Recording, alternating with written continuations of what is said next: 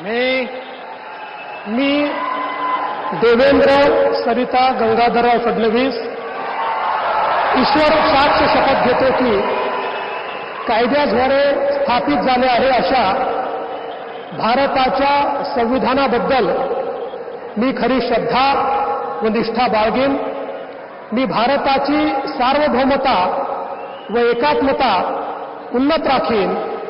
मी महाराष्ट्र राज्याचा मुख्यमंत्री म्हणून माझी कामे निष्ठापूर्वक व सत्सद विवेक बुद्धीने पार पाडेन आणि संविधान व कायदा यानुसार सर्व तऱ्हेच्या लोकांना मी निर्भयपणे व निपक्षपातीपणे तसेच कोणाच्याही विषयी ममत्वभाव किंवा आकस न बाळगता न्याय वागणूक देईन।